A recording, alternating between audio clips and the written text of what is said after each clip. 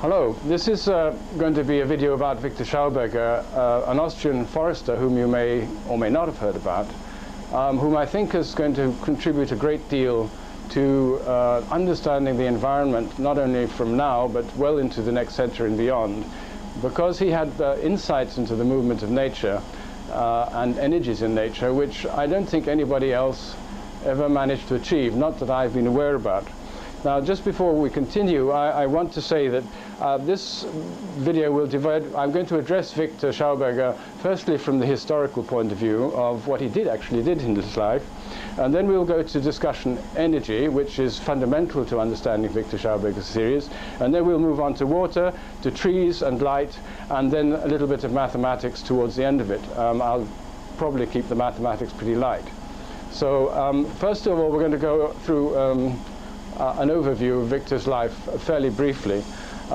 He was born of a long line of foresters his ancestors had been in the forest for about 400 years and looking after this area of forest, principally in Bohemia.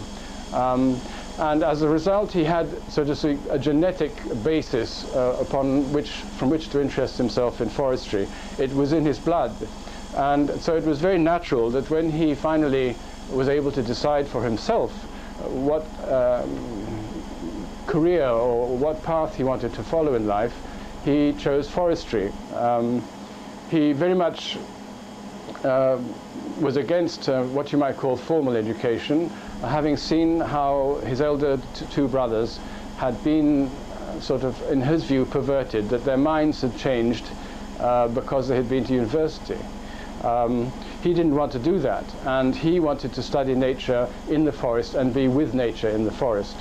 The family motto of the whole Schauberger family was Fidus in silvis silentibus, which means have faith in the silent forest, or the silence of the forest. And as we'll see a little later when it comes to energy, we'll find out what this silence in fact means. Now, Viktor had occasion, because of where he was in that part of Austria, which was in Steiermark, he had occasion to visit areas of forestry which had so far not been touched by human hand.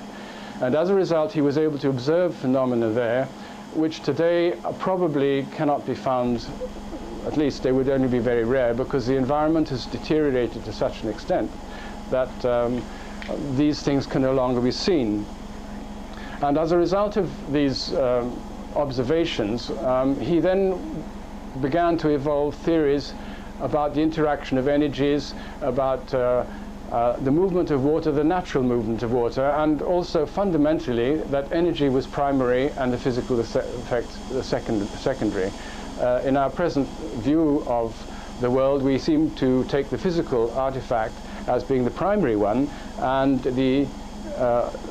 whatever energy created it is uninteresting to us. And so, in fact, what we do in terms of the environment is a sort of band-aid policy of fighting effect with effect with effect, and never going back to the fundamental cause. Now, in his early life, he rose very quickly to the rank of forest warden, and there he was taken into the employ of Count Prince Adolf zu Schaumburg-Lippe, who was a German nobleman who had acquired estates in Austria. And this man, this would have been just after the First World War, I suppose about 1924, 22, and Count Lippe had spent a lot of money on the gaming tables in Monte Carlo, his wife particularly, and he always had to find money to recoup the losses, particularly from his wife, fortunately. And so the only way that was open to him in order to recover these was to cut down the forest. And he had large areas of forest which had so far been untouched, but the access to them was very difficult. And the technique in those days of transferring logs from the remote forest to wherever the sawmill was to cut them and throw them in whatever stream was handy and hope that some of the logs would get down there in a condition that they could still be used for saw logs. Of course, this was very wasteful. And this is something that disturbed Viktor greatly. And so he had already made some designs for a log flume made out of timber, which was very easy to construct and which would then transport logs from the forest to the valley in a perfect condition. This was done at the behest of Count Schauberger, who said, if you build this thing, I mean, this was a contract, and Viktor put forward that he would build it. It was accepted by the Count, and the Count said, well, you pay for it, but if it works, I'll pay you for it. If it doesn't work, you can take it down at your own expense.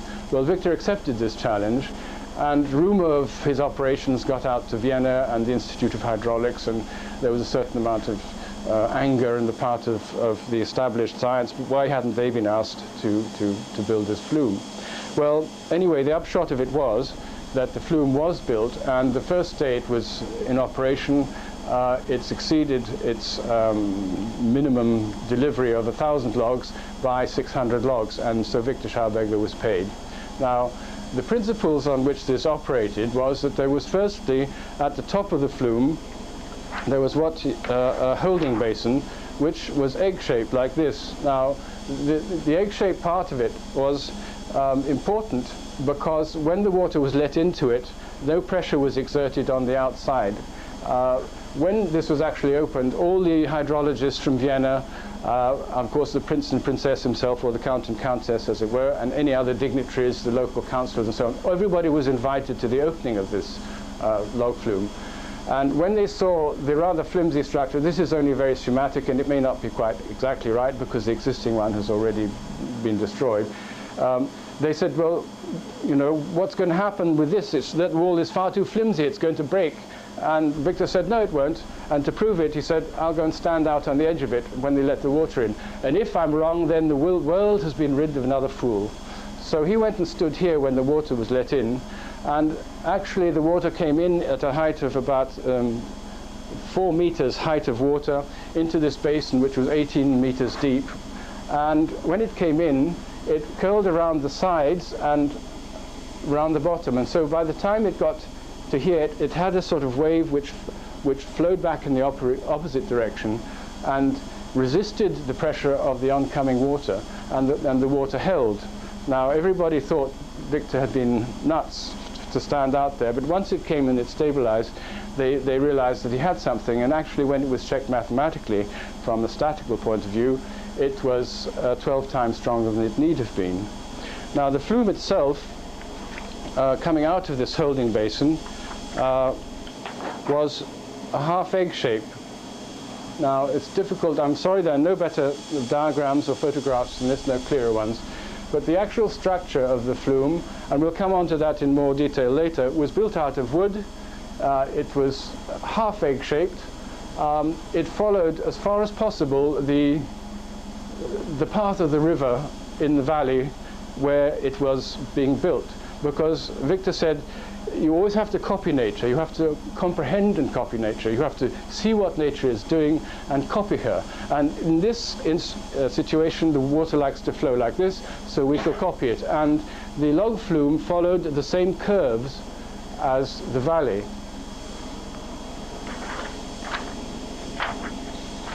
Now, the way that it worked was that from the holding basin, this is the egg-shaped holding basin, again slightly differently shown, and the water stratifies according to temperature, so that the very warmest water is at the top, and it gets colder and colder towards the bottom. Eventually, the bottom water would have probably the temperature of about +4 degrees centigrade, or in Fahrenheit, that's 39.2. This is a very vital temperature as far as Viktor Schauberger's theories are concerned, and again, we'll come back and see why that is a little later on. Now, it was important for Viktor that in the log flume, various temperatures of water were used, because according to the Archimedean principle of the denser carrying the lighter, when water is made to flow in a longitudinal vortex, then at the very center of the vortex, you have the heaviest core water, surrounded by warmer and warmer layers of water. And it was this that he understood, which nobody else understood at the time, which enabled him to transport logs which were heavier than water. sinkers, as they were called. They were green logs.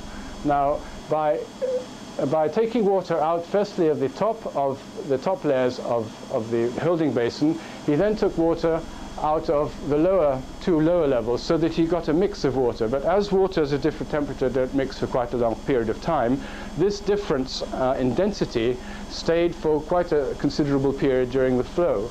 Now, what happened was, because the core water is denser, it flows faster, and when the log, which is in the center of the core water, it has a cut-off end, so that in front of it an area of suction is created, which actually pulls the log through the water. In order to maintain this difference in temperature, Viktor used to allow what he called energy water in from time to time, depending on the exposure to the sun. If the flume went into the sun, he would have to do it more quickly than if the flume flowed in the shade, because temperature was very critical here. And so periodically, some of the water would be let out, and new water would be allowed in. Again, it was probably introduced tangentially, so that a vortex was automatically created when the water was introduced. As a result, and also to aid the system so that the logs could actually flow down smoothly, he had rifled bends in the pipe, which would throw the water on the right-hand bed, would make it curl in a clockwise vortex looking down the stream, and a left-hand bed anti-clockwise.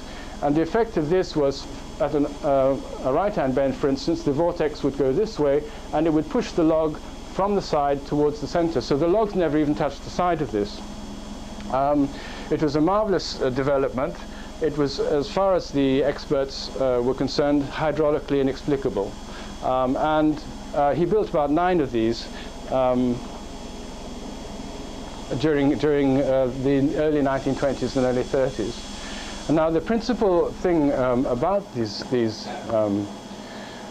log flumes was that he used the energy of the vortex. Now, the vortex is very important in flowing water, because water naturally likes to move in vortices. And it is these vortices that, and the energies within them, that the trout uses to stay in one place, the so-called stationary trout, which stays in one place in the stream, even though the water is flowing very fast. I'm going to leave that on for a minute. I won't come back, and I'll talk to it in a moment. Now, the thing that Viktor did perceive, which was very important to him, and was the realization that in any natural phenomenon, there are always 2 energies which are interactive. And so you have, on the one hand, cold and heat, or you have gravity and levity, or you have magnetism and electricity, or you have pressure and suction. So all these things always formed the unity, and whatever happened in any energetic interaction was always a reciprocal proportion between the two, that if one was slightly less, then the other was more, and so on. But they couldn't be seen in isolation. They had always to be taken into account. And so in a naturally flowing watercourse, the river would flow down from the spring under the effect of gravity. But at the same time, there would be another movement of energy back up to the source, which was the movement of levity in the opposite direction. And levity, or levitation, the forces of levitation, he associated also with what he called biomagnetism, which was a life force, which was the force that made things stand up. It was why trees grow into the sky. It is why fish swim one way up and not the other way up. It's why plants grow. And everything was, everything that moves anything upwards was this biomagnetic life force. And as the life force diminishes, of course, then things tend to drop further to the ground, because then they are under the influence of what he would have called the death force, gravity, which is the one which drags everything down. Now, in a very healthily flowing river, because the state of health is extreme, then the life energy, or the biomagnetic energy, or the levitational energy is at a maximum. And in this case, it moves from the mouth of the river right up to the source with a lot of force. And in the process, it creates an invisible energetic jump, as it were, or an invisible energetic vortex, which trout and salmon use to overcome waterfalls. Because Viktor came to a point high up in the plateau in the area that he was in charge of. And he came across the stream, and when he put his staff in the stream, he started a trout, and the trout swept upstream very fast. And he said, well, firstly, how did the trout get there? Because I know that a kilometer downstream there's a waterfall which falls 60 meters, and where the water goes to mist. So how did this fish get here? Because there's no other way to get here. And that started him to think about how these energies interact. Now, the trout stays in the stream also because of the levitational forces which move. The stream is flowing this way, and also because of the forces which move in the other direction, the levitation energies. But there's another factor too, which involves the turbulence in water. According to Viktor Schauberger, every particle of water is, the movement is associated a particular velocity with a particular temperature. Now, if the velocity is exceeded relative to the temperature of the particle of water, then turbulence automatically results.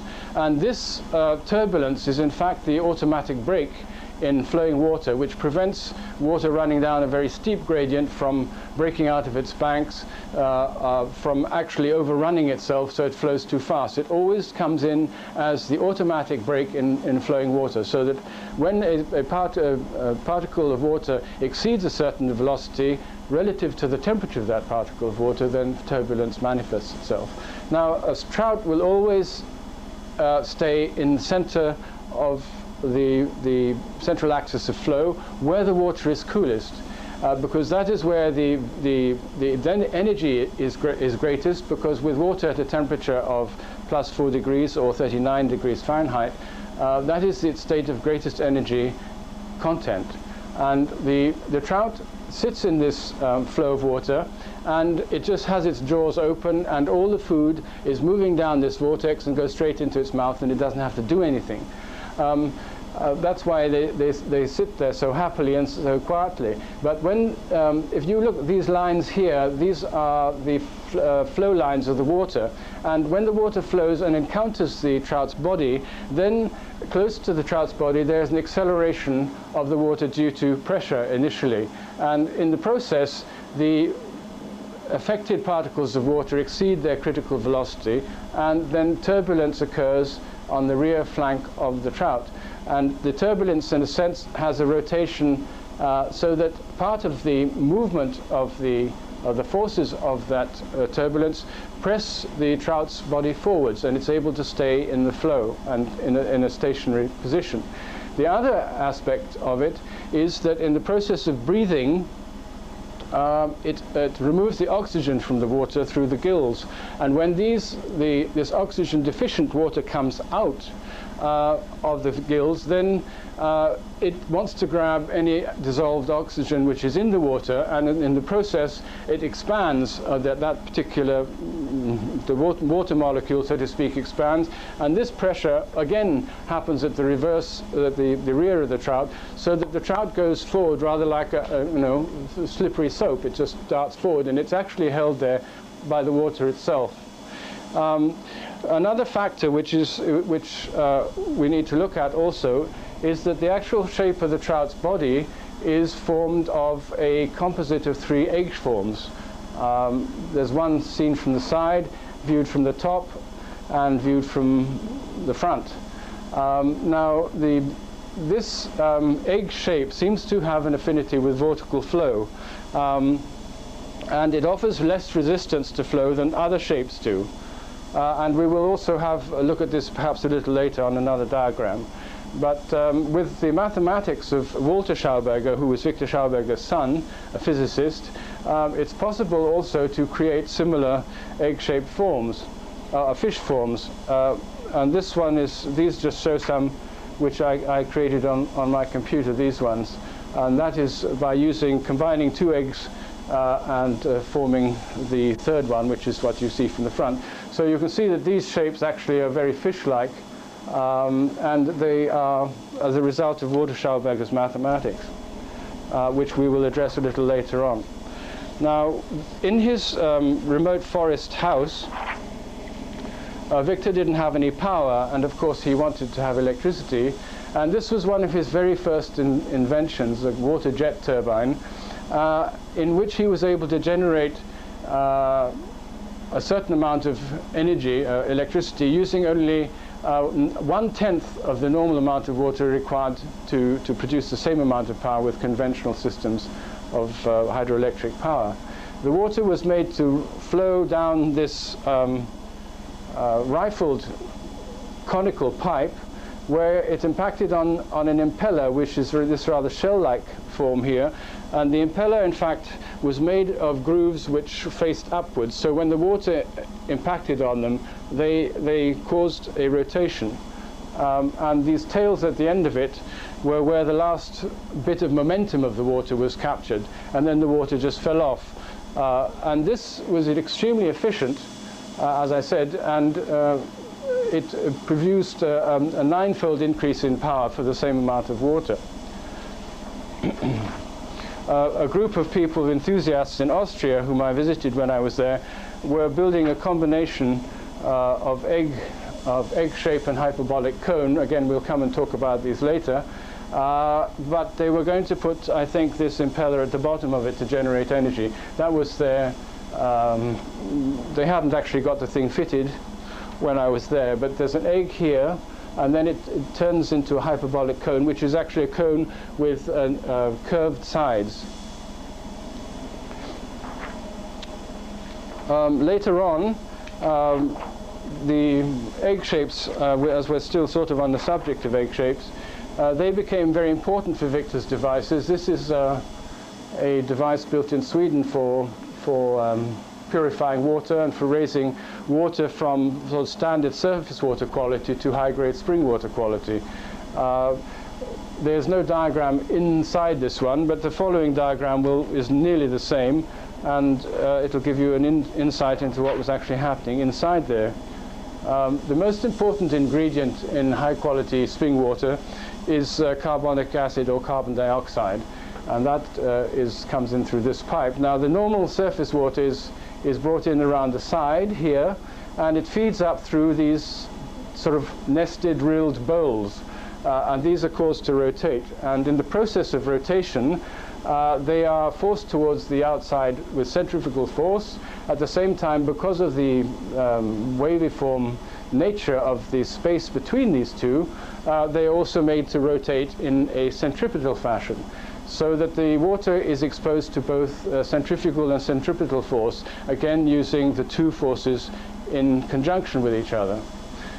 Coming into this cavity, a vortex is formed inside, and the carbonic acid or the carbon dioxide, whether it is carbonic acid or carbon dioxide is again dependent on temperature and pressure, is fed in, and because of this vortical movement, it is actually sucked into the water. It's not put under pressure. And so that with a system like this, you could create your own mineral waters, your own true mineral waters, but the bubbles would stay in there. They don't come off when you take the lid off, because the carbon dioxide, has been infused under natural process into the water. So that was the principle of the previous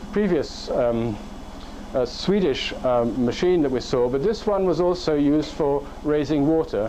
And the water, once by making this movement, was endowed also with this levitational energy that we spoke of before. And at a certain point, when the energy is high enough, when it has reached a certain point, then the water rises up the central pipe. All that was needed to drive this was a fairly modest electric motor. And according to Viktor, the water could be raised to almost any desired height with this process. There is more involved in it, but I don't think I'm going to be able to go into that because there are other things that I also want to address with Viktor's work. One of the ways of testing the quality of water was this double water jet gadget, which he built first, or his son Viktor Schauberger built first in Nuremberg in 1938. although I think it's a development of Lord Kelvin's original experiment early in early this century or in the late 19th century. Here, through two needle jets, I mean these are hyperdynamic needles, water is made to fall through two insulated cylinders with brass lined into two receptacles which are also made out of, they're also insulated, in this case they're insulated with paraffin wax, but each of them has a brass strip in the bottom which is connected diagonally to one of the, or other of the cylinders. And when water falls down through there, at first you see the jet come straight down, and then after a while you can't see the water appear below here at all. It disappears. A charge builds, and if you connect, bring two wires together, one with a positive charge and one with a negative charge, you can get a spark which will jump about 1 inch. I got that now. In terms of voltages, that is about 60,000, 50, 60,000 volts. And Victor used this machine to determine the quality of water because it could also be employed in conjunction with what is called an electroscope, which detects the presence of a static, either positive or negative field in the atmosphere, and then there's a part of it which flaps every time it is exposed to the field, so to speak. You bring one of these wires, you touch the top of the electroscope, and then it flaps up like that and then drops away. You touch it again and so on. Well, now with this machine, 1 liter of very high quality water could be passed through it 150 times before the electroscope stopped flapping, whereas low quality water would only maybe pass through 5, 6, 10 times and then the thing would stop flapping. So he used it to determine the life force within the water. Another facet of this gadget is that it shows you again what happens in thunderstorms and how the charge is built up in thunderstorms, how the updrafts and downdrafts are created in thunderstorms, because the water actually, you see, when like charges repel each other, so when it's falling down from the jet at the top, a charge is generated and all the like charges repel each other, so gradually the water molecules move away, and as a field builds at the bottom, then they can't go down, they have to go up. And so you have this movement which eventually also can be a circulation, and in the middle of this, I suppose, you can also have this electric discharge, which shows you in a very simple form how lightning works and why it occurs up there, and why it also can be so huge, because you have to think that this is not, as a machine is about this high, the fall distance is about this far, and with that I was able to generate a spark which jumped 1 inch. Now that's, as I said, 40 to 60,000 volts. Then Victor also, towards the end of his period, built these two, they're so-called flying saucers. This one, either one of them, I think, flew. They're both actually the same machine, but they've got different caps on them. He kept on modifying it. This was either called the repulsine or the repulsator, because the forces were active in them were the forces of recoil, of retropulsion. And these were achieved, again, using centrifugal force and centripetal force operating on the same axis. And in the following diagram, it will become a little bit more apparent how that works, because this one is to do with the biotechnical submarine, as he called it. The water would enter here in the front, and it would pass between these meandering membranes. They're rather like a sort of loudspeaker diaphragm with a reducing, they narrowed towards the outside, and of course the whole thing rotated. So in the process, the water was sucked in, it was then expelled towards the outside under centrifugal pressure, but at the same time as going towards the outside, it was made to vorticate centripetally. And so the water that came out of the outlets was firstly extremely cold, because in the process there was an immense cooling, and again more or less the same effect took place behind the submarine as took place behind the trout. So moreover, because of the rotating thing, of a a suction was created in front of the machine, a pressure behind, and so the thing actually moved through the water. What in fact happened, or as far as one can determine what happened inside this nose cone, that's a bit more detail, is that there's a process of concentration, condensation, and then expansion, condensation and expansion. Now Viktor determined that there were two other forms of temperature. Normally the usual temperatures we think of rising and expanding heat, falling and concentrating cold. But he said there was also falling and concentrating heat and rising and expanding cold. Now, those are the two temperature forms which are responsible, in fact, for life on this Earth. Because if you're outside in space, we have falling concentrating heat as you approach the Earth's surface, and rising and expanding cold as you go in the opposite direction.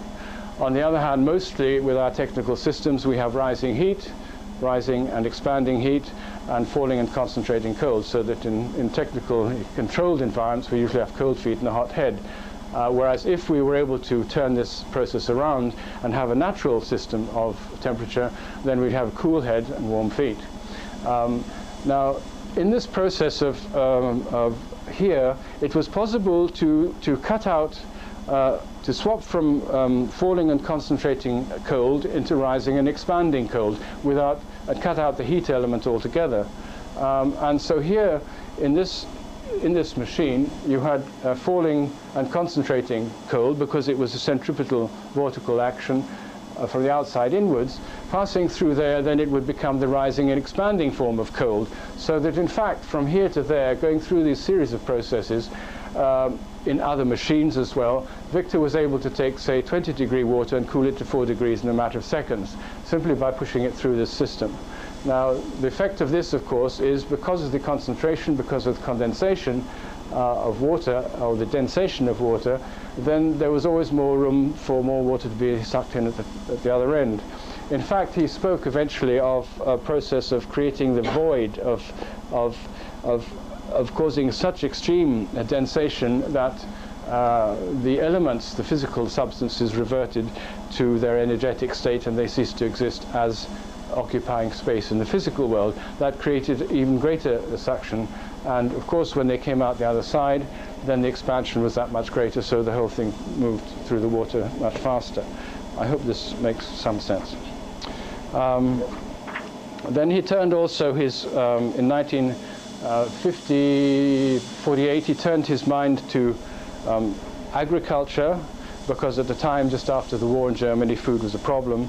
And so he invented what was called the golden plough, or the bio-plough, which had a different form, because he felt that, from his understanding, that the ploughs which were used in those days, or the conventional plough, actually sheared the capillaries in the soil, which were the sources through which nutrients were supplied from the groundwater through the upwards to the roots of the plants, and they cut them off. Also, because they were made of metal, then certain electrolytic currents were generated in the soil, which partially decomposed the water molecule and disturbed the nutrients in the soil.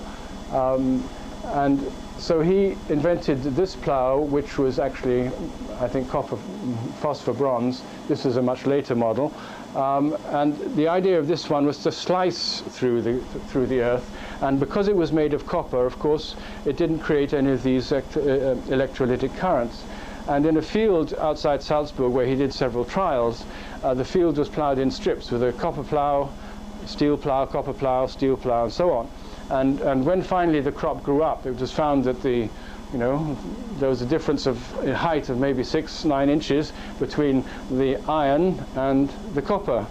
And as he achieved most remarkable yields, increases in yields of up to maybe 40% in some cases. This just shows an ear of rye with 104 grains on it. That was the sort of length he was getting with these things. A potato which weighed 430 grams, so that would be about a pound, I suppose, with 20 eyes in it. But that was very high quality produce, so there was no need for sprays or anything. And so it was quite telling that just by changing your steel or sheeting your steel plow with copper or phosphor bronze, which is better because it it resists rubbing, and it doesn't deteriorate so quickly as copper, not as soft. Then you can achieve huge increases in fertility. And another aspect to do with the ploughing, instead of ploughing it in straight lines, which is normally done, it was very important to look to understand the orientation of the ploughing, so that fundamentally the furrows went north-south, so that when the sun moved across the heavens, one side, the whole plant firstly got an alternation in light and shadow, so did the soil. But by introducing the curves in it, then even this pattern of light and shade and exposure to the sun was even more reduced, so that there was a far better balance of light and shade, and therefore the moisture was conserved in the soil. He also had other ideas about composting. He was very fond of egg shapes, and we'll find out maybe a little bit more about those. This was the egg-shaped compost system, and he had again a completely different view of how these should be done. Normally when we compost and the temperatures start to build up in the compost heap, we think, oh well, now it's cooking, it's going to be good. But he said this temperature is very bad, because in order to increase fertility, not just to maintain it, you have to have a cold fermentation process. That means that you've got to keep the heat down as far as possible. Because if you keep the heat down, then earthworms will migrate into the compost heap much earlier on. They will work the soil inside it, and when they finally die out, then their bodies, which are full of protein, will have enriched your compost heap all that much more. But if you have allowed the compost heap to heat up, then the worms will not come in at all. By putting it under the tree like this, then the compost not only fertilized the tree, it was built up in layers of gravel and dry vegetable matter, not damp vegetable matter, because the idea was to keep water out of it as far as possible. And there were newspapers wrapped around the trunk of the tree, which finally rotted out, allowing a passage of air to come right down and aerate the whole system. And the outside of it was covered with clay, so that as far as possible, rainwater would not penetrate into it, because the rainwater, being virtually pure water, seeks after all the elements it can get, and then it would actually remove minerals and trace elements from the compost heap, which means that they would not then be available for whatever you wanted to grow with it.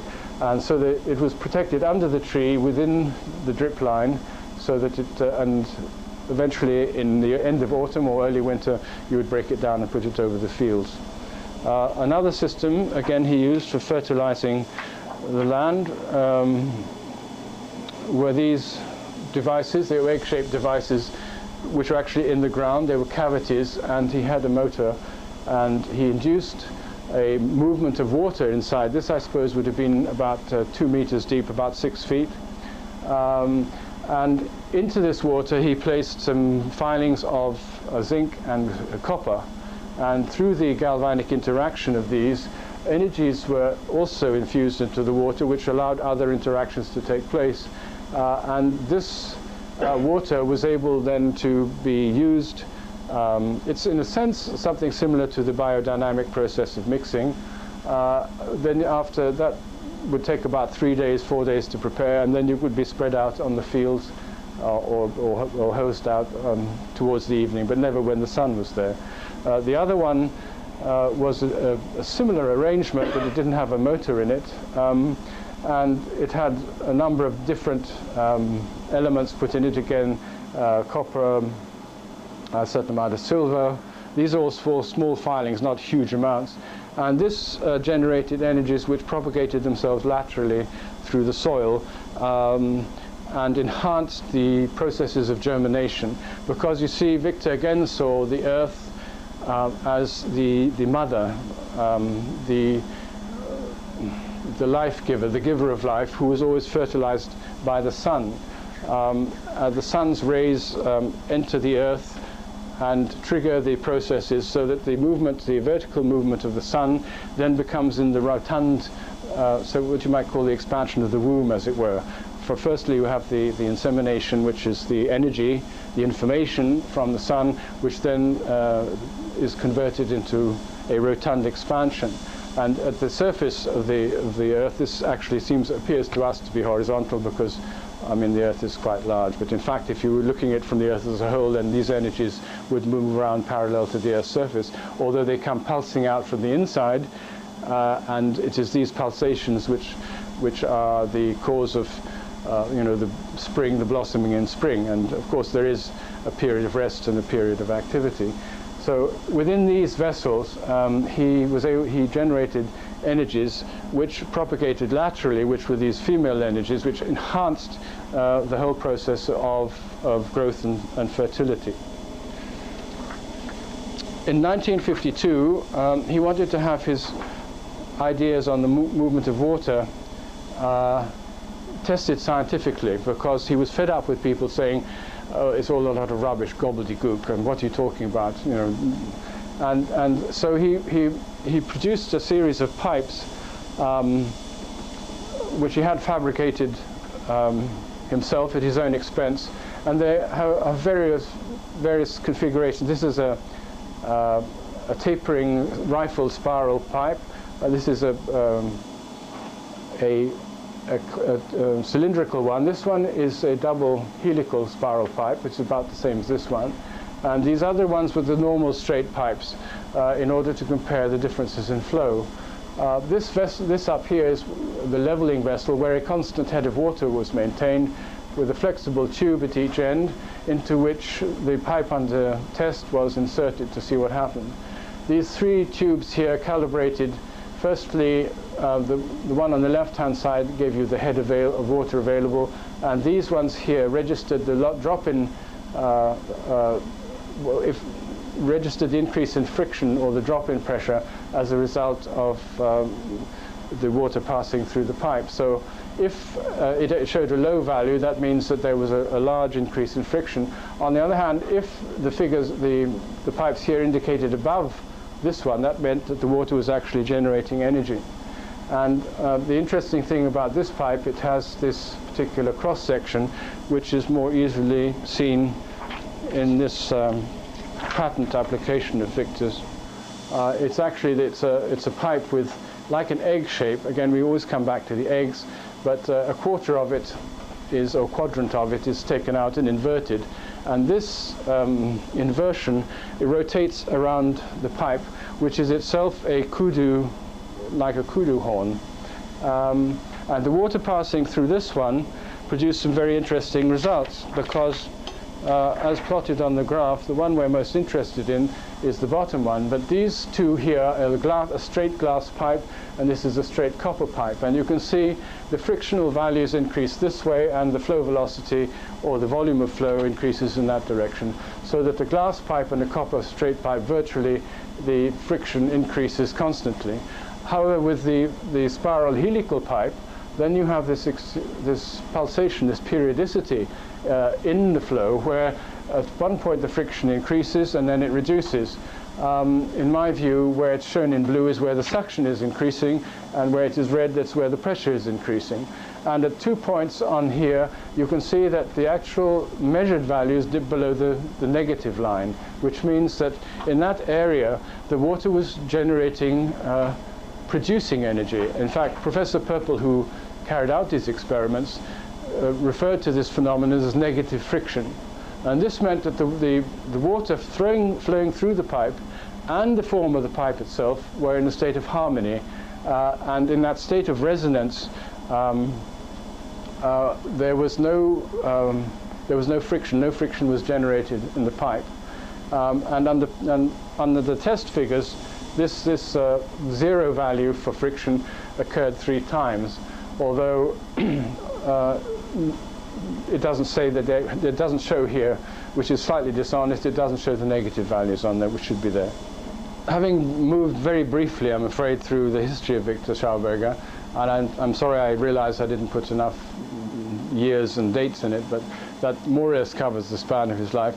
The principal factor that we have to understand with Viktor's theories is it is always the energy which comes first. It is the movement of energy which is important. And if you can understand the movement of energy, if you can guide it or create forms in which the energy would like to function, to flow, if you copy what happens in nature, then by and large your problems of energy are solved. Now, if we look at historically what has happened to humanity, the progress of humanity over the time, we can see that there are two paths which are virtually parallel. When our technology, so to speak, and nature's technology or nature's evolution were virtually on parallel paths, because mankind fundamentally, or humankind shall I say, was living in harmony with nature, and so, or more in harmony with nature, and so whatever things he did which were unnatural, or whatever systems he used which were unnatural, really didn't have any effect on nature at all. But we, in our system of technology, we use predominantly explosion as the motive power. And this is totally contrary to nature's use of energy, because she uses implosion fundamentally. An implosion is associated with the biomagnetism, with levitation and so on. It is the uplifting side of life, whereas explosion is associated with gravity, with electricity, with disintegration. And the system of energy we are using today is essentially based on centrifugal ideology, as Viktor called it, and explosive, which has explosive effects. And this seeks always to destroy. And I think out of those, this centrifugal ideology has also arrived the idea of a competitive nature, because it is a divisive process. Now, on the other hand, nature uses this as integrating movement, this integration of energy, in order to build higher and higher forms. So we have always been striving with our centrifugal technology to build systems which are energy efficient. And according to Viktor Schauberger, who had a meeting once with the head of Mercedes-Benz, and he was discussing the efficiency of petrol engines, of combustion engines generally, Walter said, well, I believe, your greatest efficiency is about 20%. And Dr. Fritz Kortegas said, no, I'm sorry, you're wrong, it's about 13%. Now, if you think of, that means that 13% of the energy put into that car was actually used for propulsion. All the other 87% was totally wasted. And that is the system into which we are locked, because if you put in 100 energy units into a given system using centrifugal technology and explosive technology, then what you get as a return is only 13 usable units. 13%. If you invest that 13% in the same system, then what you get back is only 1.69%. And so it is a self-annihilating technology into which we are presently locked at the moment. And what it requires is a change away from the explosive technology to an implosive technology, which will once again start integrating. Now, in this process, we can see that with the increase in our technology, we are, and its effects, we are gradually accelerating a downward curve towards entropy, because this process of division reduces things to their smaller and smaller components, to greater states of uniformity. And finally, in uniformity, there is no life at all, because there are no differences. Life is made out of differences. So the upward green line here is nature's process of ectropy, in which higher and more complex systems are built on lower ones.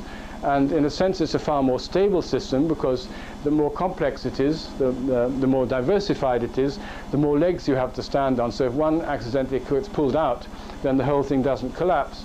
Whereas with a system which is going further and further towards uniformity, then if one leg pulls out, then you have a very serious problem on your hands. In terms of the actual use of energy, just a few parallels need to be drawn between, how we use energy and how nature uses it. Now, for a human being needs their energy requirement for 1 year is about 1,000 kilowatt hours, and 1,000 kilowatt hours is also what averagely falls per square meter on the sun, the energy from the sun, which averagely falls per square meter. So if a human being was able to transmute the energy from the sun directly into energy, its energy requirement would be satisfied. Coupled with this requirement of 1,000 kilowatt hours of energy, there's also an oxygen consumption of 260 kilograms a year, which ends up being about, I think on this thing it's 29.7 grams an hour. And a car, on the other hand, when it's driving, I've got the figures here, driving at an average speed of 50 kilometers an hour, consumes within about 3 hours the energy that a human requires for a full year. Not only that, but it consumes also 750 times the amount of oxygen that a human being requires. So that in fact when you sit in your car, you are driving, not only are you wasting energy because you're only functioning at 13% efficiency, but also there are 750 oxygen breathing slaves sitting in the car as you drive along. And when you extrapolate this worldwide into the quantity of oxygen consumption, then I think one seriously has to wonder how much oxygen is actually still going to be available to us, because it is only produced by the forest and by vegetation. And if we cut down the forest, then of course we remove the amount of oxygen which is produced.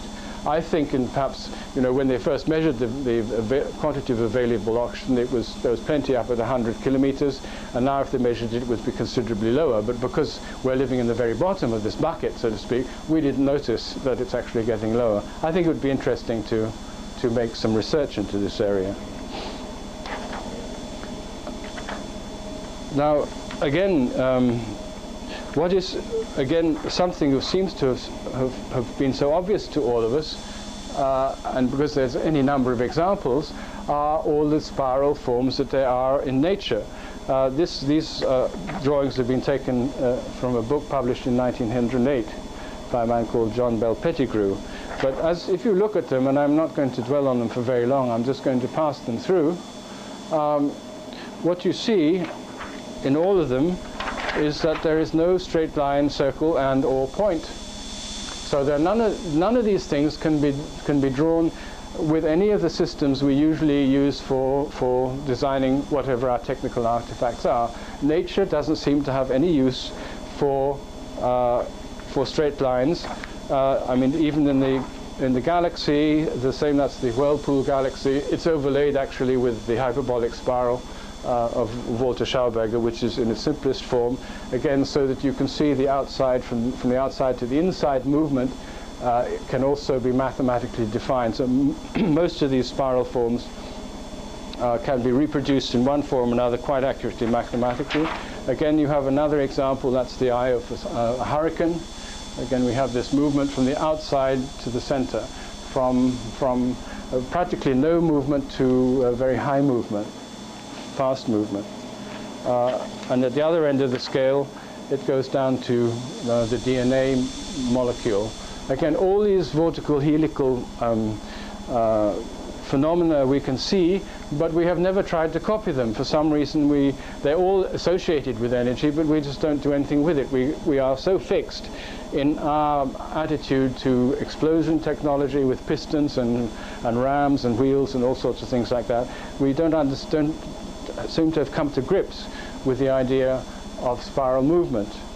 Now, again, according to Viktor, you see energy is primary and the form is the secondary effect. So that you have let's say we have an energy path which is represented by these blue and red core spirals, so to speak, which intertwine, being the female and male energies associating to create life. And into this wake is drawn matter. But the matter part of it can only go for a certain distance before the form itself ceases, because I'm not a continuous form. I'm a form which is finite in shape, but the energy which is passing through me is actually moving all the time. I don't know where it comes from, whether it goes in through my feet and out my head or the other way around, but there comes a point where the physical aspect has to stop, although the energy path is always moving. So that energy creates the path through which it wants to flow in whatever situation it is. So energy is primary and the physical form is the secondary effect. And you can see how beautiful this looks like in a water vortex. You know, I don't think too many people would have seen a vortex like that. But I mean, this again is the beautiful form which water creates when it is moving down a hyperbolic cone. The actual positions of all these nodules, so to speak, can be calculated mathematically. And it's very interesting to note, you know, just as a point here, that in English, what supports the human body is called the spinal column, And in German, it's called the Wirbelsäule, and that translated directly into English means the spiral column. So that they think in German, what supports your structure physically is the spiral column, and in German, all the vertebrae are called, they're all called vortices. And that is a completely different light on the whole thing. And so here, in a sense, we have what you might call a spiral column, which is very, very beautiful to look at. Now, the manifestation of energy is, in my view, it starts with the focusing of energy on a point. Because when we see something grow, a seed gets planted, and so that it starts out, this movement of actual physical growth starts from something very small and grows something into very large. But the energy input has, so to speak, had to focus down into the small in order then to expand again into the large. And so this idea of the thing, as it were, which vibrates at certain frequencies, that comes from realms. Viktor talked of the fourth and fifth dimensions of being, was the formative energies which created the physical form through their concentration. Now, perhaps an analogy to show how the effect of higher energies function on lower energies is if I say, for instance, that the solar wind comes out from the sun, it impinges on the atmosphere of the Earth, and at that point there are certain thermal and dynamic interactions which creates clouds and starts to move the air around the Earth. Now the air, so I've come down already from one level, from the solar wind to the air of the Earth. But the air, the winds moving around the Earth affect the oceans. And their movement across the oceans, we create waves in the oceans. And so I've gone down yet another level. From the air, I've now gone down to the oceans and to the water. And right at the bottom of the sea, or on the shores of the sea, then this water creates ripples in the sand, okay? So that you have a progression of formative energies which come down to manifest themselves in, so to speak, physical reality, which in this case is the sand, so to speak. So you can see that how the sun's energy finally can manifest itself in physical ripples in the sand, but it's very difficult to see how physical ripples in the sand would finally manifest themselves in the sun's energy, so that these higher dimensions of being, these higher dimensions of energy, are responsible for creating physical form. And so you can see that the physical form, for instance, of these shells here, starts at a point, that's where the focus of energy is, and then they all manifest themselves as they grow out this way. This energy also, strangely enough, and this is only perhaps a happy accident, but I hit a piece of glass on the edge with a hammer. So I actually focused the energy at one point, and I did create the same sort of shell form. You know, that just might have been that, but I thought it was fun. Now again, according to Viktor, the motion natural motion has three fundamental ingredients, types of motion. There's orbital motion and rotational motion and what he called circulational motion. And those are easiest, most simply explained in the planetary system, or by our Mother Earth, because the Mother Earth orbits around the Sun. At the same time, she rotates about her own axis, and at the same time, the magnetic energies flow through it. So we have three systems of energy, and Viktor called this the original motion. And in a sense, it was the primordial motion, but it was also the form originating motion. It was the motion which was responsible for creating physical matter. And it again, this type of motion could be further subdivided according to him, and this is where we come now a bit more to the difference between centrifugal force and centripetal force, because he had we'll go for one side first. This is what you call axial radial motion. And this is a movement where it starts at the center on the axis and moves out towards the outside, towards the radius. So you start in the center and you gradually move out to the outside. And with this form of motion, then the friction increases with increasing velocity. So in a system like this, in order to keep it rotating, you always have to put in more and more and more and more energy. Whereas with the opposite system, and the key words for axial radial motion are disintegrating, decelerating, dissipating, destructive, divergent, loosening, friction-inducing, and diffuse power is noise. It's not harmonic. On the other hand, the other system is radial axial motion, which means you come in, so to speak, radially or from the outside towards the inside, towards the central axis. And this is the process whereby energy is concentrated to create something, or to produce power, or to produce energy. It's the same movement, obviously, as the vortex. And the key words for that are consolidating, accelerating, integrating, contracting. And the concentrated power is silence. Now, if you all go into the forest, there's the most immense creative energy at work, but it's extremely quiet.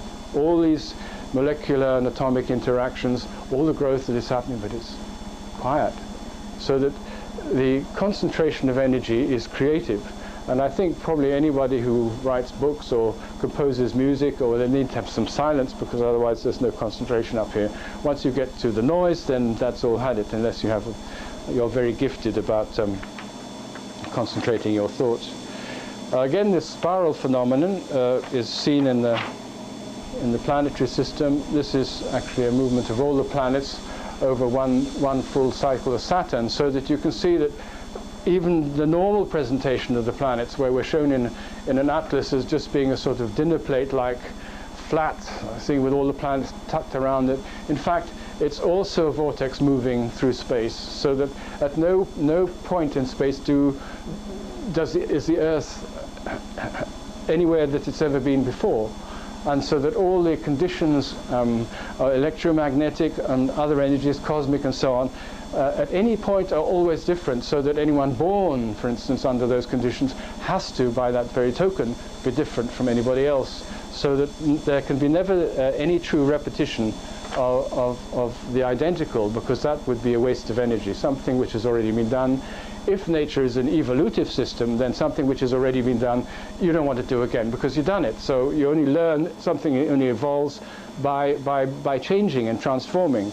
And I think that one of the problems with our society today is that we try to fix things instead of allowing them to flow. It's becoming more flowing than it was, but there was tremendous break on any changing in ideas and so on. Now, this energy process, the energetic process, as we discussed a little earlier, is always the interaction between two antitheses, so that you have matter and spirit. Together they make the unity. Some of me is matter, some of me is spirit. And the combination of the two are me. At the same time, quantity times quality is also equal to unity, because each of us one here has different quantity, but the defining thing between us all, is, apart from the shape, is the quality. And so we are the sum total of the multiplication of our quantity times our quality. Nature doesn't add things, she always multiplies things, because you cannot add two things together if they're not the same. As no two things are identical, you can't say there are two of this, because there's only one. There's only ever one. And in the same way, there's only ever one in the answer between these things. Because if you take the equation 1 over n times n equals 1, n is any whole number. So 1 over 2 times 2 is equal to 1. Half is times 2 is 1. 1 over a million times a million is always 1. So you have thesis, antithesis, and the synthesis is the unity between them. And on this you can also see all the ones under red principally are the male-oriented ones, which Viktor Schauberger claims are the ones, once they get too powerful, then they're responsible for destruction. The blue ones are essentially the more female-oriented ones, and the blue ones have to predominate if evolution is to evolve rather than devolve, because if the red side getting up on top, I'll explain this a bit better. You see, oxygen, as he said, he thought was a lower form of sunlight, because it was the inseminator. It was that element which provoked growth or provoked decay. It could do one or the other. Now, under certain conditions, oxygen becomes passive. In water, it becomes passive once you have reached a temperature below about 9 degrees centigrade. I think that's about 48 Fahrenheit, if I remember rightly. And it becomes bound, the oxygen, dissolved oxygen in the water, becomes bound by the hydrogen atoms in it. And therefore, what results from that is firstly a healthy water, the regeneration of the water itself, the regeneration of life. But and the oxygen is passive, but once you get over a certain point, then oxygen becomes aggressive. And instead of being bound by the hydrogen, the oxygen binds the hydrogen.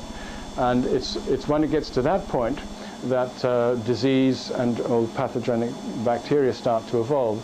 So if oxygen as the male force, so to speak, is uppermost, then associated with that is the destruction associated with over-maleness, or the predominance of male.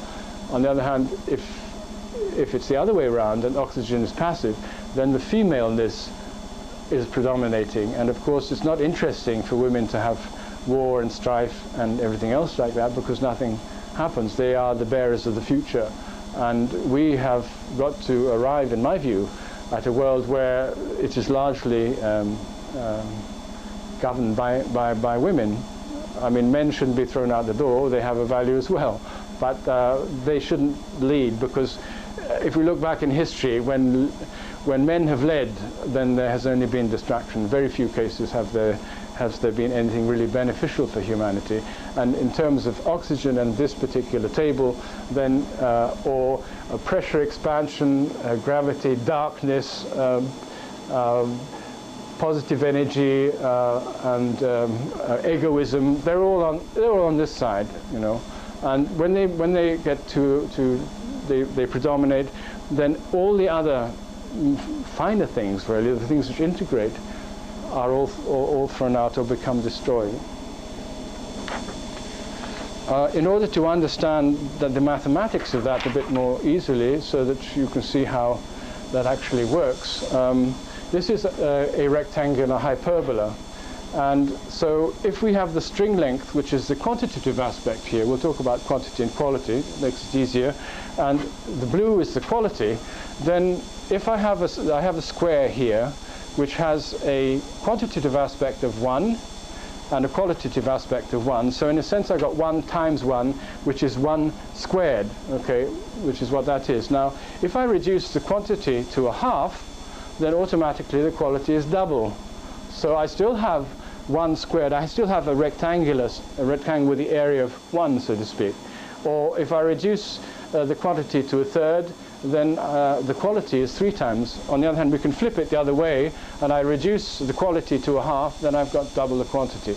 And so it's a very, very simple math, and it actually represents the relationship between quantity and quality, or radius and angular velocity, string length and pitch. It's all actually based on music. Viktor Schauberger called the system the tonal order of nature. And this is the very simplest diagram, and it's really combined with one spiral diagram. This is all you ever need to explain it. It's that simple. The answer is always 1, so it's really easy. I wish I'd known this when I was learning math. But with these energies, again, the formative power of these energies, we can see this in the pine cone, where we have a certain symmetry, but it's what I've called a balanced imbalance, because here we have 5 spirals descending and 8 spirals ascending. The 5 are male, because the uneven numbers are associated with maleness, because a man can't be divided, whereas female numbers are even, because they can be divided into mother plus offspring. So there's a division, there's a possible division here. Now, so here again, even in the pine cone, we see that there are 2 energies which are interacting.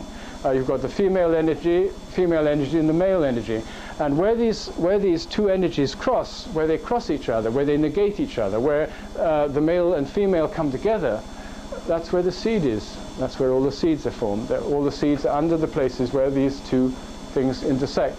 So that within the length of the pine cone, so to speak, the male energies, if we are looking at it from the point of view of the sun, they are high frequency. They're coming down. So they rotate much more frequently over what you might call the pine cone wavelength, whereas the female energies only go, in this instance, once. So in order for life to be created, the male energies have to slow down, and the female energies have to speed up, so to speak. So the male has to awaken the female energies and bring them up to a certain energy level. Then the exchange takes place and life is created. And so many forms in nature, like the pine cone, are based on the so-called Fibonacci series, all of the proportions of which can be found in the pentagon. So that the proportions of the five proportion is 1 to 1.618033988. And so this, if the red is 1, represents 1, then the green here, B, represents 0.618. I'll just keep it short. Or if this is the red, then the green is the same. So the whole of the pentagon is loaded, as it were, with Fibonacci proportions of the golden section. And if you transfer this into terms of the balance of life, because you see, life cannot occur if everything's the same, if it's static. There has to be a state of balance which is quite labile, or that is sort of unstable. Now, here we see, using the same 5 proportions, that a weight of 1.618 having a certain distance away from this central pivot, which is actually 0.618, and another weight of 1 with a distance of 1 away from this pivot, then actually are in a state of balance because of the forces, the resolution of the forces. And when they both, you take them both together, then they have a value of 2.618, which is actually 1.618 squared. It's the most amazing number, this. So you have this dynamic balance, and this is necessary. This is the position between the extremes and the mean. And it's always in a state of adjustment, constant readjustment, because at every moment something is slightly different. So you have to adjust all the time. So what appears to us, for instance, to be a state of rest is actually an extremely high state of energy. I suppose a way that you could explain it is if you take a guitar string and you twang it, then firstly it moves from one side to the other. But as it comes to rest, as it were, then the movement comes faster and faster until finally it stops. But you don't know whether in fact it's not going even faster and faster when it apparently is still. You follow what I mean? So this, again, this dynamic balance of phi, it's like the tightrope walker, because if evolution is a progressive movement, I have to be in balance before I can move forward. And if I'm a tightrope walker walking on, I've got to make sure I'm in balance before I can put the next foot forward. If I'm doing this or the other thing, there's no way that I'm going to move forward at all. So again, it's this movement, this centering, this mean position between two extremes. And Viktor attached an awful lot of importance to the Fibonacci series and to the pentagon, because he said it was important for creating what he called the cosmic egg. And he didn't actually describe how this was done, but the cosmic egg, if this is the cosmic egg, can be created by putting pins in these intersections of the inner part of the pentagon. One pin here, which is the same radius taken from the center as that one, and another pin at the bottom, and a loop of string around them, and then you can actually draw an egg shape, because the curvature here is different from the curvature at the top. Eventually we come back to the mathematics of the egg a little later on.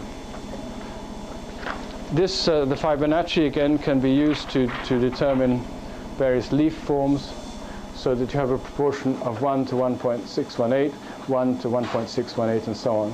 And depending on the angle between them, then depends on what sort of leaf shape you can get out of it, a small one, a large one. I mean, these are the very simplest things. Or in terms of the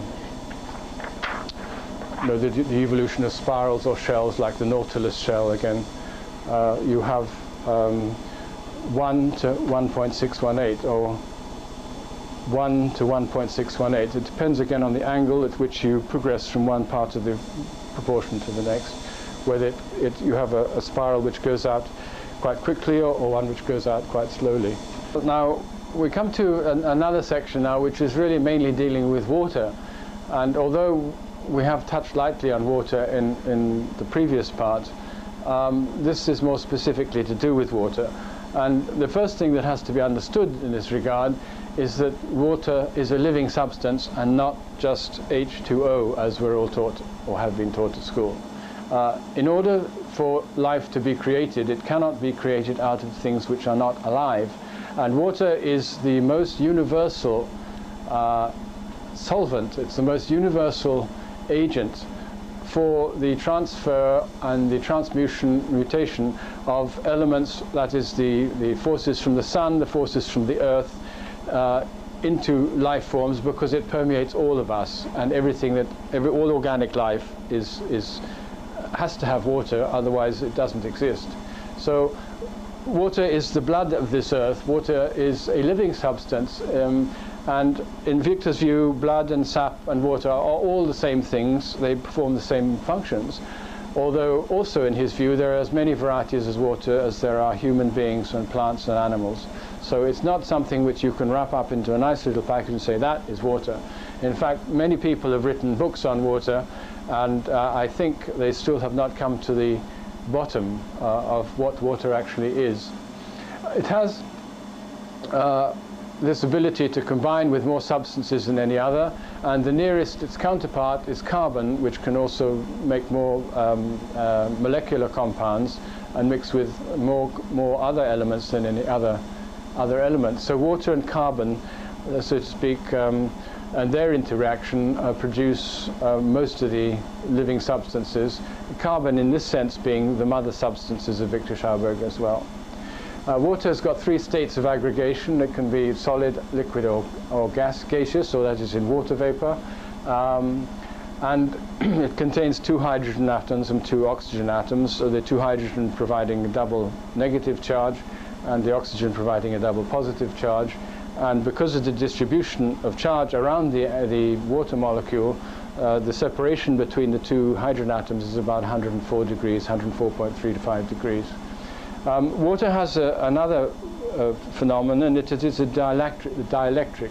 Pure waters can separate 2 charges. It can separate a positive charge and a negative charge in its very purest state. And it has a resistance to the transfer of one charge to the other, so from movement from positive to negative, equivalent to a 15 million kilometers of copper wire, so that the charge would have to travel down that distance to go from positive to negative if it was to go through a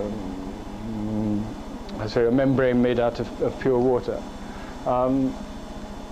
Pure water won't freeze either at temperatures as low as -40 degrees centigrade, and mostly the water that is important to us is the water which is in our living space, which is the troposphere. Other aspects of water which are important to understand with regard to Viktor's theories are also the so-called anomaly point. Now this occurs at +4 degrees centigrade or 39.2 Fahrenheit, where water is its most dense, had its greatest energy content. And in relation to this temperature of water, there are 2 movements towards and away from the +4 degrees centigrade point, which Viktor called a positive and negative temperature gradient. And when the movement of temperature from a higher value, let's say from 20 degrees down to 4, that is a positive temperature gradient because it is a life-enhancing movement. It is a movement in where energy is being concentrated into the 4-degree temperature state. A movement away from that 4 degrees, either upwards or downwards, is a negative temperature gradient. It's one where structure is becoming loosened instead of being, so to speak, consolidated. And this also has a relationship to volume, because at 4 degrees water has its least volume, and at higher temperatures has a greater volume. Another factor also is water's high specific heat, which has one of the highest specific heats, which means that it requires a greater input or extract of heat or cold in order to actually change the temperature of water. And the lowest point of the specific heat of water is at 37.5 degrees centigrade, which is about the same as our blood temperature. And it's this factor of water, this factor that it requires a lot of extra energy or removal of energy, either to heat up or cool down, which allows us to live in many different temperature variations and fluctuations, because our blood temperature doesn't change as a result of that. The structure of water, though, is more inclined to the crystalline, and this is a work which was done by some people studying homeopathy in Germany. And water, in fact, forms what they call temporary nodes of crystallization. So it's closer to being a solid than it is to being a gas. And in water, there are holes in which some consider that memories are retained in those holes. So that water has, this is how, for instance, homeopathy works with water, that the mother tincture or the resonances of the mother tincture are carried within the water molecule. It is really the resonances that are transferred when a medicament, a homeopathic treatment is manifested. It's not the mother tincture anymore. There is quite a work on that carried out by Jacques Benveniste at Paris University. Heat, on the other hand, is always the great harmer of living things. This is just a quick example to show a vibrating plate, metal plate with sound on it. That corresponds to a particular frequency, so those forms, they're Chladni plates, they're called. So those forms there correspond to whatever frequency the plate was vibrated at. But when the plate was touched very gently with a blowtorch, then the whole of the system completely went kaput. So heat, too much heat, of course, is a destroyer, and in particularly in terms of water, because water, as I said before, when the oxygen in water becomes when the water becomes too warm, the oxygen becomes aggressive, and then you start the destructive phases of things. Also, the way of moving water, either centripetally or centrifugally, has an effect on it. It's not so evident from these pictures, but I haven't got any better ones. But centrifugally killed water, as Viktor says, you can see it's all sort of fragmented and broken up into pieces, whereas water which has been moved under centripetal forces becomes vitalized, and it is far more coherent. This also, I suppose, under the magnifying glass would produce something of the same sort of structure we saw in the previous slide.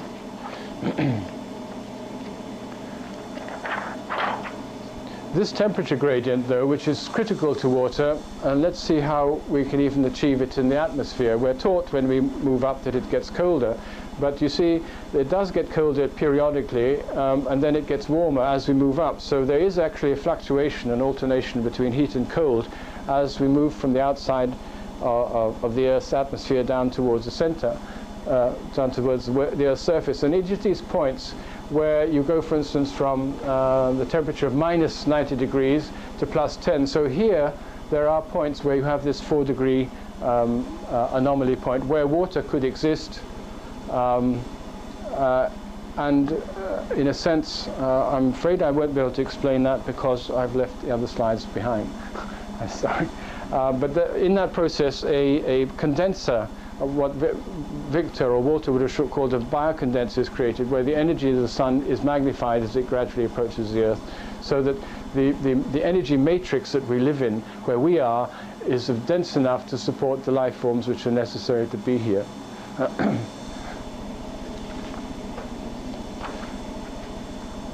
Again, this temperature affects and the variation in temperature in water, of course, affects the whole of the climatic situation, because When the temperatures rise, there's too much evaporation, and then we can have flooding and droughts under certain circumstances. And Viktor had two ideas, well, had different ideas about the so-called hydrological cycle, because the normal hydrological cycle is one where the rain falls, it falls onto the ground in the forest, it goes underground, it evaporates from the trees, it evaporates from the ocean, rises to the clouds, fall again as rain. And it also goes underground and charges up the subterranean water table and the aquifers. And the problem today that we have is that this cycle now is no longer the full cycle, but the half cycle. And the half cycle, there's no penetration of groundwater, of rainwater into the ground, because the temperatures are wrong and do not allow it. Now, this comes back slightly to the temperature gradient. You see, if the rain, when it falls onto cold ground, cooler ground. If the ground is cooler than the incident rain, then the rain will be absorbed into the ground. But if the ground is warmer than the incident rain, then it's like dropping water on a hot plate and it skitters off sideways and there's no penetration. So as soon as you start taking the trees away, then you of course arrive at the position where there's no water retention, there's also no water penetration through the ground, and there's a rapid re-evaporation because more water is exposed to the sun.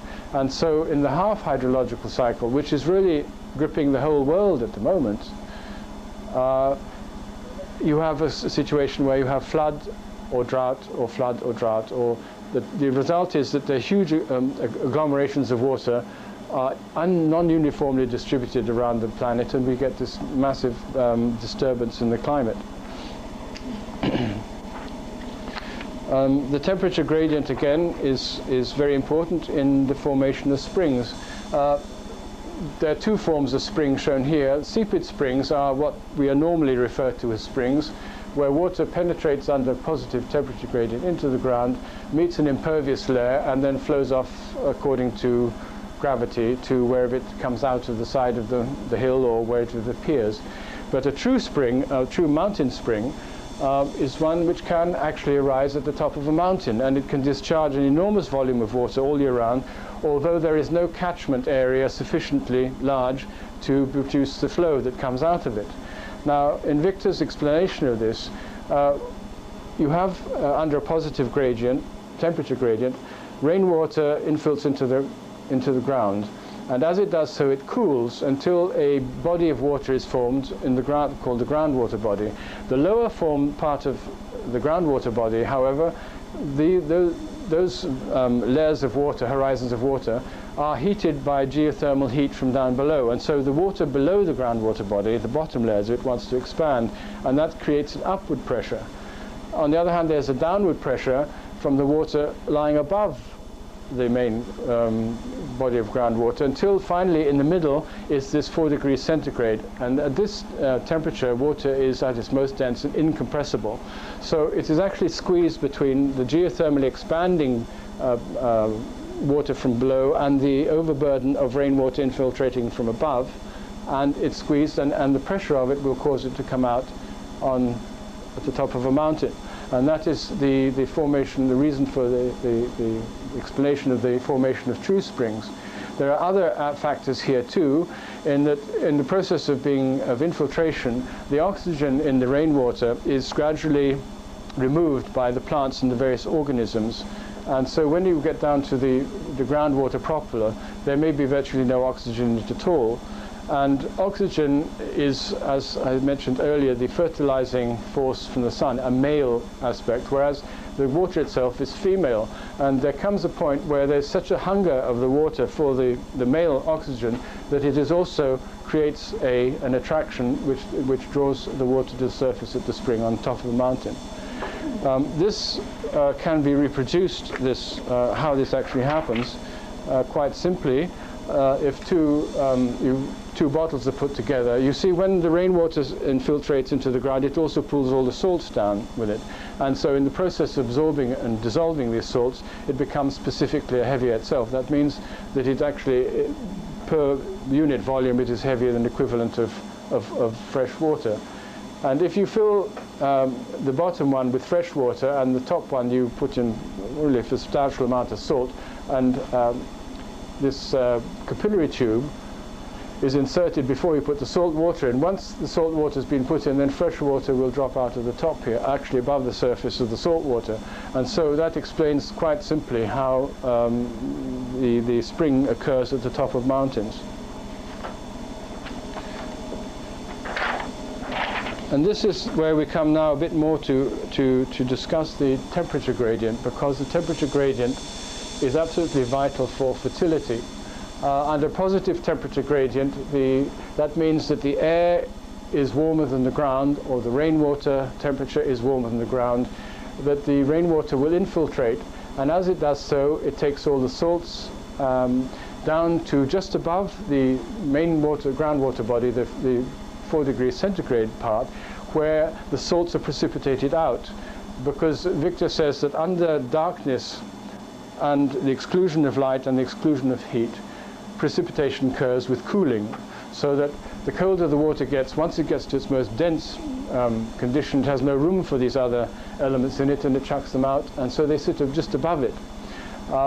When you cut down an area of forest, though, then a certain amount of the ground gets warmer, so that the rain falling on it then doesn't penetrate. The result of this is that there is less of an overburden of water above the groundwater body, to counteract the geothermal pressure from below. So that part of the water table gets shoved up under the place where the forest has been removed, and brings up the salts with it. Now, in an extreme condition, as occurs here, then the salts all come to the surface, and you have serious problems of salination. So if that's why it's very important that there should always be a good balance of forest and open space, and even in all agriculture, certainly. And the effective also of forest and belts of trees is to contain the carbon dioxide, which is, after all, which is transformed into to growth through photosynthesis. If the carbon dioxide is not there, is swept away because there's not enough trees, then the growth that occurs is not as high quality. There are situations, however, where there has been massive deforestation, and the only way to return the river to its normal healthy state and to bring the groundwater back to recharge the groundwater is to plant trees on each side of the river, because then the river will become cool, but also the ground temperatures around the river will become even cooler. And as heat always moves to cold, whatever water is in here will be sucked into the surrounding soil, and in the process will take all the salts shown sort of dotted here away from the surface, which will enable other trees and other life to develop. It also will bring the groundwater up, will also be recharged.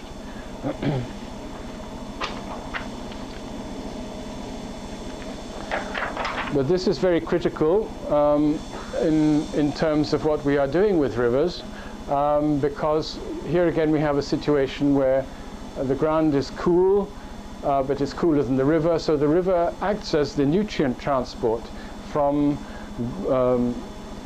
its source all the way along its length, and as it moves around bends and so on, and we'll discuss it a little later, it grinds up gravel, it grinds up the various rocks in its bed, and these it then dissolves, and it enriches itself with nutrients.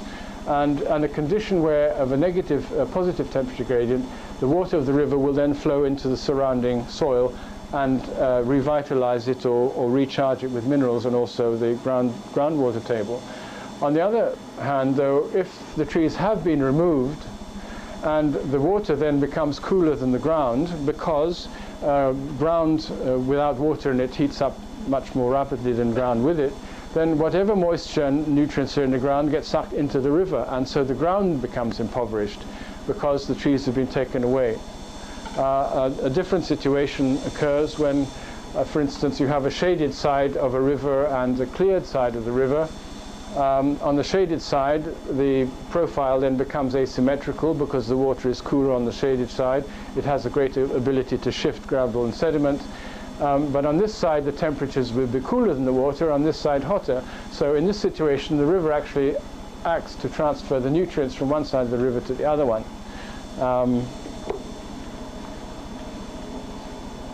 Now water in its natural flow always wants to move in curves, in sinusoidal forms, to sway backwards and forwards. And even these are two diagrams taken from a book of hydraulics, where the water was put in a straight channel and some sand put in.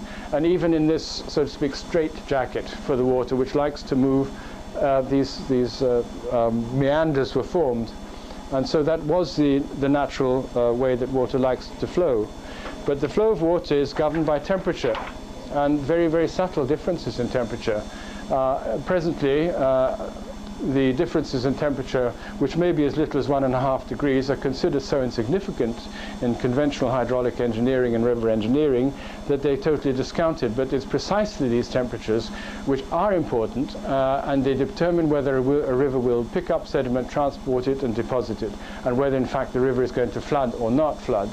Now, as was mentioned a long time ago, relatively speaking, every particle of water is associated with a certain temperature and a specific velocity. And here you can see at the top the velocity curve of water. The cooler the water, the faster it flows, and the longer it flows over a given time interval. So all these different lengths of arrow represent waters at different temperatures and the distance they have all flowed in the same time. And from this you get what is called a velocity curve. Now, once each particle of water in these various skeins or horizons of water has exceeded its critical velocity relative to its temperature, then turbulence occurs, so to speak, and it causes spirals to rise from the bottom upwards. And that is why when you see in rivers, many of the ripples break backwards, because the water's exceeded its the velocity according to its temperature. But these are valuable things because they break the water's flow, they stop it from going too fast, and they also act to distribute nutrients to the right and left of the watercourse. But what happens in rivers is there's a series of temperature gradients where they alternate from positive to negative. Now, under normal situation here, this shows how this alternation occurs. Under negative temperature gradient, whatever is carried by the river is gradually deposited until the maximum point is reached here, which creates an overfall. Now, at the overfall, the water falls over and a horizontal vortex is created. And in the middle of this vortex, the water is identifiably cooler, because water cannot move into a vortex without automatically cooling at the same time, because the densest water always resides in the middle of the vortex. So at this point then, instead of a negative temperature gradient, we have a positive temperature gradient, because the water is now in a cooling direction and not in a heating direction. And as a result, it's able to pick up more sediment, grind it and scour it, and transport it. And gradually, as it moves, it transports sediment, and then it gradually turns over to a negative temperature gradient. It becomes warmer due to the sun, due to sort of frictional forces, and it drops its sediment again. So you have this sequence of positive, negative, all the way down a watercourse. But if you disturb them, because you could, for instance, the river was flowing through natural forests, and you take the forest away, then suddenly you have a succession of negative temperature gradients, which means that everything is dropped all the time. There's no carriage there's no deepening of the bed, there's no transport of material, and so you have a flooding situation. And I think probably this has been happening in the state of Washington recently for the same sort of reasons. Viktor also, in his he developed a system of making water flow in this vortical manner, longitudinal vortices, in pipes, because most of the pipes that we have are for use in water mains and so on are just straight pipes. They're cylindrical pipes, they've got nothing in them. Viktor installed these veins, like sort of fluted veins like this, which the function of which was to cause the water to turn into a vortex inside, and in that way, again, firstly the vortex is this energizing process. It's also a cooling process, and it enabled the water to pass through the pipe much faster. A better pipe, in fact, was another patent he did, which is virtually the same. It's not quite the same vortex-creating device, but the pipe was wooden because it was very important that water should breathe. In a steel pipe or an aluminium pipe or a plastic pipe, water cannot breathe, and being a living substance needs to be able to breathe all the time and interact with the environment, otherwise it dies. And most of the water reticulation systems we have today, what is being delivered is dead water, and it's always disinfected with chlorine in order that, theoretically no harm is done to the people who drink it. But the thing is that blood is also about 90% water. And so when you drink chlorinated water, then you are also chlorinating the blood, and you are also disinfecting the blood, which is why people are becoming more disease prone, because they're drinking so much chlorinated water. They also absorb it through the skin in showers and so on. So this was a way, in fact, of transporting water, and it used to be the way. In New York they had wooden water mains, and in many cities they had wooden water mains. But according to Viktor's investigations, once they started using cast iron or cast iron with tar linings and things like that, then the incidence of cancer went up hugely as a result of it. He was able to track it. Everywhere they put a new suburb with a new water main, and the cancer followed it all the way along, because you are actually putting the body in a very debilitated state by drinking this chlorinated water. And what happened in this wooden pipe was the formation of this longitudinal vortex. And this was actually the double movement. Firstly, the central one was, of course, the coldest. But as it flowed along this path, it created these sort of toroidal things. They're only shown as toroidal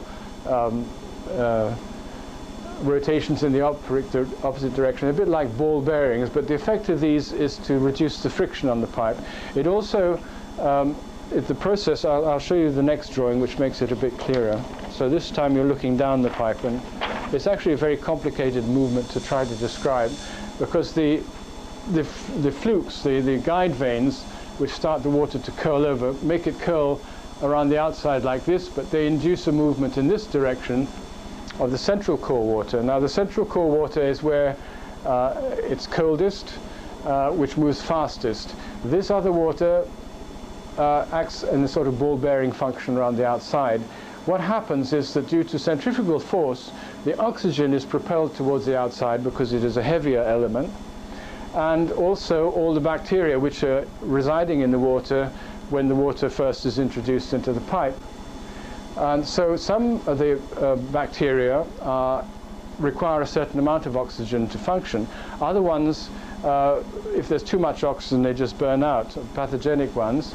And so the effect of this is to remove the pathogenic bacteria, build up the life-enhancing bacteria, and build up the energies, the immaterial energies in the pipe itself. So by the time you have got to the point of delivery, the water has already been vastly improved by passing through the pipe in this condition. It would also transport ore and various other things straight down the middle without touching the sides. But this same longitudinal vortex is important in streams and in rivers, because it is through their alternation that firstly the bends in the rivers are created.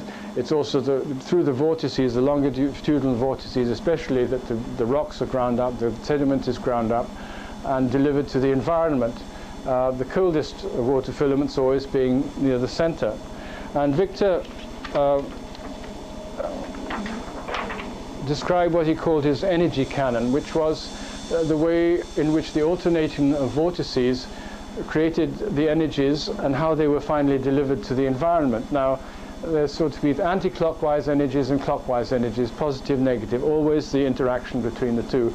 So on a left-hand bend, then the movement is anti-clockwise, and a right-hand bend, the longitudinal vortex, where it's clockwise. But there's a point where they switch from one to the other, where anti-clockwise becomes clockwise, clockwise becomes anti-clockwise. And that is where the energies which have been accumulated by the vortical motion, where the minerals and trace elements are accumulated and suspended in the water because the grinding action takes place here at the bends, are then dropped at the ford, where the ford is, where it flattens out, because that's where the movement of one vortical movement transforms to the other one. And this is what Viktor called his energy cannon. This is where not only were the physical substances, the nutrients deposited, but also the immaterial energies which had been gathered and created during the vortical movement, and they were discharged into the environment at that point. Now, if you had two bends going in the same direction, he said it was very important that a river will always do this alternation, but you shouldn't put two left-hand bends where there should be a right-hand bend, and so on. And that is not understood in river engineering because that disturbs this whole process. How a bend actually forms is again due to the differences in water temperature and density. That if, for instance, up here we have water which is flowing through a forest and it's all shaded, then a profile evolves which is more or less symmetrical because the coldest water is in the center and there's no other heating influences. But once you come to a point here, for instance, where the forest on this side has been taken away, and so this soil here is hotter, then you get an asymmetrical profile because the densest water is now on the far side and the hotter water is this side, and because the water is denser, it flows past the warmer water. The colder water flows past the warmer water and curls around it, and so gradually that, in the process, that is how the bends in rivers evolve. Eventually you get sort of double profile here, which is somewhere around the ford where the energies change over from one to the other. But in many rivers, these energies have been completely depleted, and they have to be reformed because, coming back to the previous mention of energies and how the energy is primary and the form secondary, if you want to recreate an energetic river, you have to tackle the energies within the river and not the bank. But you can do it by the bank, but very carefully.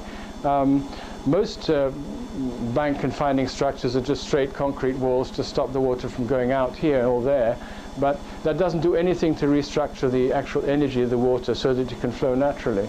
Now, these were inventions of his which generate vortices down the middle. Some of them will cause the water to rotate this way. It flows from the bed up this guide vein, I suppose, and flips over, and then it starts a vortex this way. Or on the other bend, it would then cause the water to rotate in the opposite direction. So it would artificially regenerate the vortices or the energy path within the water itself. There are other ways to do it. Also, that you can put what he called energy bodies in the river. That would mean tethering some sort of egg shape. It may not specifically be this egg shape, may be a longer one. But in the water which has become moribund and dead, you put the egg in it, and then it starts a vortical motion behind the egg. So you could, in a straight stretch of river, or somewhere where you would want to remove sediment and where, you know, that's and you wanted to cool the water, then you could put such a device in.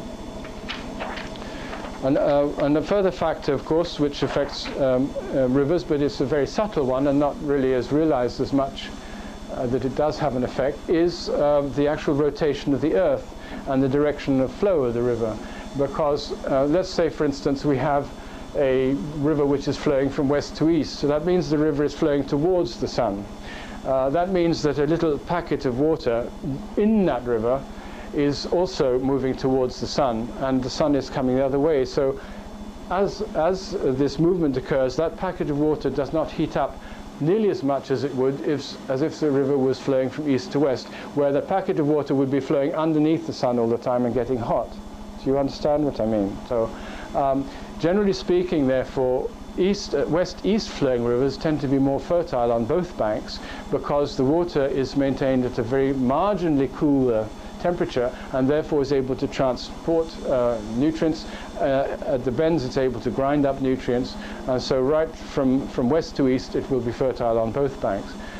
When the river flows from east to west, however, because each water packet gets heated up more quickly, then the ability for the river to carry sediment diminishes, and the sediment is dropped. That means not only is the sediment dropped, but the nutriment is dropped, and so that at the end of the river, the banks tend to be barren because there's no more substance in the water. On the other hand, you can have north and south flowing rivers. They tend to be asymmetrical because the water, if the earth is turning this way and this is where the river is, then the water tends to bank up against the movement of the earth, so due to inertia. And so the rivers tend to be asymmetrical, with the deepest part on the western bank. And so what happens here is a situation rather similar to the one where you get to transfer, the river acts to transfer nutrients from one side to the other. And in north and south flowing rivers, one bank tends to be more barren or less fertile than the other. And if they flow into northern seas, then they produce half development, because as they flow further north, the water cools and is able to carry and transport more material. On the other hand, if they're in southern latitudes, then they end up being like the Nile. The water gets hotter and hotter, and then finally you form a delta because everything is dropped before it goes into the sea.